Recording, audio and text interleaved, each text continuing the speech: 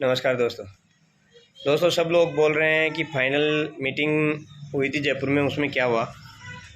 तो मैं आप लोगों को बता देना चाहता हूँ कि हम लोग सारे पीड़ित हैं और बहुत बड़ी मात्रा में हम लोगों ने एक विश्वास में आके पैसा लगाया है। और वहाँ पे हम लोगों ने ये देख के पैसा लगाया था कि वहाँ पे ज़मीन है, और वो ज़मीन अब भी है। ज़मीन देना स्टार्ट भी कुछ किसी ने किसी तरीके से किया है। उनकी ज़मीन सीज है, उसके बावजूद किसी डेवलपर से बातचीत करके जैसे तैसे वो ज़मीनें दे रहे हैं, हिसाब करना चाहते हैं। मीटिंग में 70% व्यक्ति ज़मीन लेने को तैयार हैं। 30% व्यक्ति अगर हम ज़मीन देते हैं तो उसकी डीएलसी से भी हो सकता है। और उनके पास इतनी मात्रा में ज़मीन है, हमारा सबका हिसाब हो सकता है। इसीलिए हम लोग प्रयास कर रहे हैं। अब कुछ लोग हैं जो अपने निजी स्वार्थ के लिए जो पैसे कमाए हुए हैं, जिनका हिसाब पहले से प्लस में चल रहे हैं, वो लोग कहीं ना कहीं ये नहीं चाहते हैं कि ये हिसाब इतना इजीली हो, क्योंकि उनको बड़ा अमाउंट चाहिए, उनकी डिमांड बड़ी है। और वो नाम लेते हैं अपने नीचे वाले डाउनलाइन का, लेकिन उनकी डाउनलाइन वाले व्यक्ति उनकी गारंटी लेने को तैयार है। मैं दोबारा बता रहा हूँ, जो व्यक्ति डिमांड कर रहे हैं उनके नीचे वाले व्यक्ति यहाँ तक कह रहे हैं कि हमारी जो भी हमारे पास सामान है, प्लॉट्स हैं, निजी संपत्ति है, वो हम आपके पास एज ए जमानत रखने को तैयार हैं, आप जनता का हिसाब होने दो। तो वो लोग नाम लेते हैं कि जनता का हिसाब करवाने के लिए हम भाग रहे हैं, और एक तरफ वो बोल रहे हैं हम सीबीआई में, सीआईडी में ले जाएंगे। तो मेरा आप लोगों से निवेदन है कि उन लोगों को पहचान हो चुकी है, उन लोगों का मकसद क्या है वो समझ लो। और उनकी सीबीआई में जाना इतना आसान नहीं है। मैंने ये जो कल एक राजस्थान पत्रिका में जो न्यूज़ चैनल वाले ने न्यूज़ दिया है, उसके लिए इन्होंने अपील की है कि जांच करवाई जाए। वो हर कोई कर सकता है, लेकिन हमारी जो एफआईआर्स हैं उसमें 80% हमारा समझौता पेश हो चुका है और पुलिस कार्रवाई कर रही है। इन लोगों का कहना है कि जांच एजेंसी सही से काम नहीं कर रही, इनकी तरफ से जांच एजेंसी सारी बिकी हुई है। यही साफ़ सुथरे लोग हैं, बाकी सारे के सारे हम जितने भी पीड़ित हैं वो सारे के सारे बरगलाने का काम कर रहे हैं, और ये एक ईमानदारी से काम कर रहे हैं, इनका ये कहना है। और उसमें जो हैं सतवीर, ओम प्रकाश चौधरी, जितेंद्र सिंह जी शेखावत, विनोद कुमार साहब, हमने बातचीत करने की कोशिश करी, लेकिन वो उस लेवल में इन इतने सारे लोगों की भावनाओं को आहत करके बात करना ही नहीं चाहते हैं। तो आप लोगों को घबराने की ज़रूरत नहीं है। जो न्यूज़ में आया है, इनका जो परिचित व्यक्ति है, इनके जो एडवोकेट हैं हितेश जी बागड़ी, जिनका मैंने पहले भी आप लोगों को एक बार जिक्र किया था, वो पहले न्यूज़ एडिटर थे। आप लोगों को याद होगा, हमने 3 महीने धरना दिया था, 2-3 महीने, उसमें एक भी न्यूज़ एजेंसी नहीं आई थी, और हम लोगों ने लगातार दिया था। लेकिन हम लोग पैसे वाले नहीं थे, न्यूज़ चैनल को पैसा नहीं देना चाह रहे थे नहीं हमारे पास देने के लिए, हम पहले से पीड़ित थे। तो न्यूज़ चैनल वालों को मसाला चाहिए, लेकिन मसाला भी चाहिए तो उसके साथ पैसा चाहिए। इन लोगों ने न्यूज़ एडिटर होने के नाते एक इस तरह से मसाला बना रहे हैं कि आप लोग ज़्यादा से ज़्यादा भड़कें, एफआईआर करें, मैटर उलझे। इसलिए मेरा आपसे निवेदन है, पहले भी मैंने बोला है, सारे एक हो जाओ।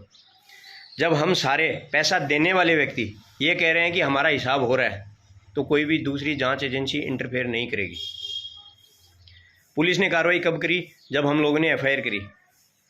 27 जनवरी को पहली एफआईआर दर्ज हुई थी, उसके बाद में समय लगा, पुलिस ने कार्रवाई करी। अब जब हम लोग समझौतानामा दे रहे हैं, अगला व्यक्ति हिसाब करने के लिए तैयार है, तो इसके अंदर बाधा बनना ठीक नहीं है। इनका कहना है कि ये इनको जमानत चाहिए। जमानत भी कितनी बड़ी, मैं बता रहा हूँ, 200 बीघा लैंड की डिमांड करी है इन लोगों ने। मैंने पहले भी बताया था, 200 बीघा लैंड हमारे नाम नोटरी करो।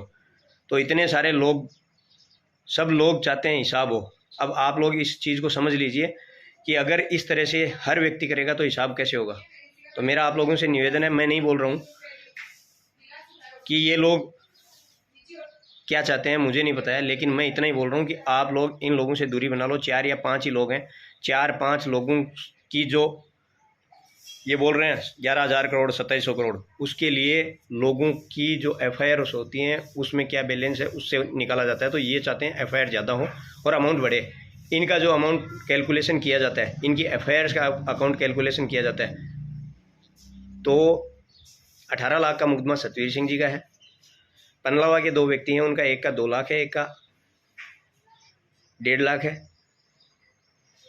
या 4 लाख 5 लाख, मतलब इनका इतना ही है। बाकी जयपुर से जो है उनका तो जो FIRs हैं टोटल मिला के 1-1.5 करोड़ रुपए का इनका मुकदमा बन रहा है। तो उसमें जांच एजेंसी 1-1.5 करोड़ के मुकदमे के लिए इन्वॉल्वमेंट नहीं हो रही। इनका कहना है कि 11,000 करोड़ की ठगी हुई है, लेकिन उस ठगी के एवज में कितनी FIRs दर्ज हुई है, एक भी FIR दर्ज नहीं हो रही है।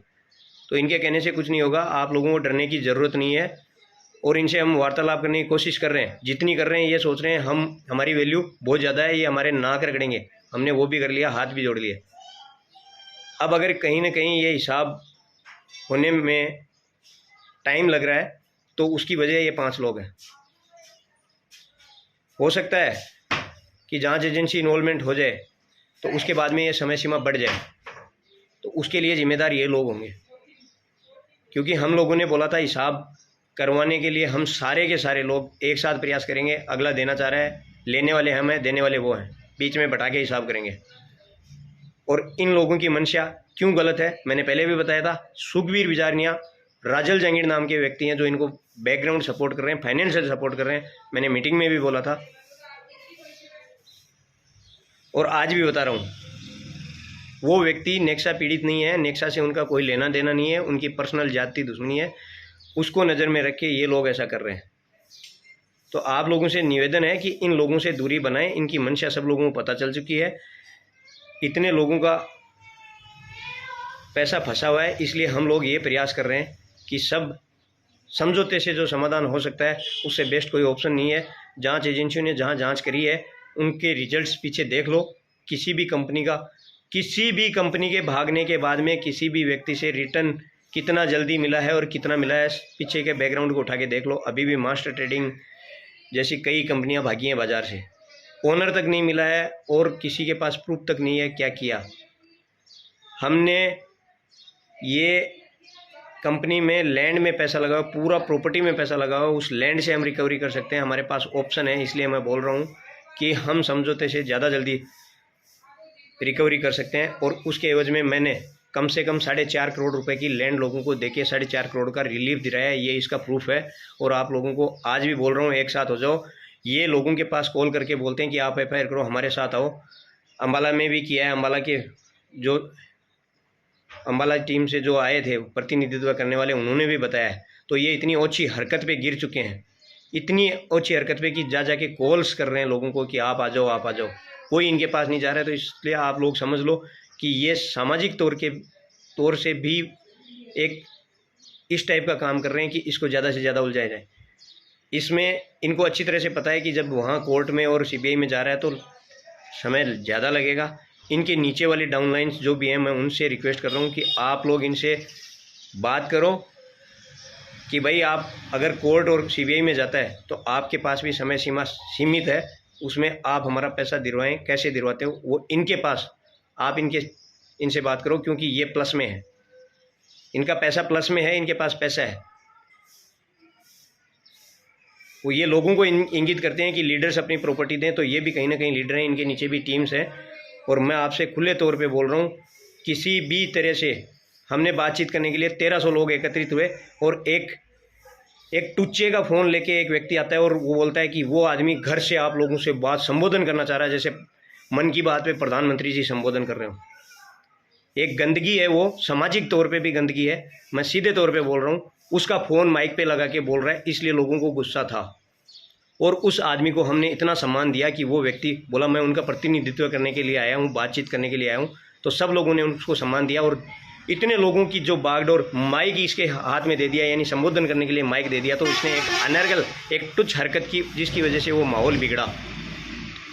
हम लोग बातचीत करना चाह रहे थे, इनको बातचीत करने का तरीका पता नहीं है, शायद शिष्टाचार भी इनको नहीं पता है कि बातचीत करने के लिए दोनों व्यक्ति आमने सामने होकर बात करते हैं। जब 1300 व्यक्ति, कोई तेलंगाना से, कोई दिल्ली से, कोई JNK से आ रहा है और एक व्यक्ति घर से बोलता है कि मैं माइक से ही संबोधित करूंगा, तो आप लोग समझ लीजिए वो कि आप डेली ये बोलते हैं मीटिंग करो, वो करो, ये करो। जब मीटिंग होती है तो वो लोग आते नहीं हैं, बरगलाने का सिर्फ काम करते हैं। तो मेरा आप लोगों से इतना ही निवेदन है कि इन लोगों का जिनके पास भी फ़ोन आता है, हम अपना पैसा लेना जानते हैं, इनकी ज़रूरत नहीं है। कोर्ट से भी लेना जानते हैं और सीधे तौर से भी लेना जानते हैं। ऐसे अनैतिक लोगों की यहाँ पे ज़रूरत नहीं है। मुझे अच्छी तरह से पता है और लोगों को भी अच्छी तरह से पता है कि कोर्ट से पैसा कैसे लेना है। इनकी ज़रूरत नहीं है, इनके एडवोकेट की ज़रूरत नहीं है। एडवोकेट हमारे भी बहुत नोन है और हम जानते भी हैं। इसलिए मैं आप लोगों से निवेदन करूँगा कि उस फैसले को लेने से पहले हम एक होकर फैसला लेंगे और इन लोगों को जब इनके फ़ोन कॉल्स आते हैं तो इनको आप लोगों को जवाब देना है। धन्यवाद।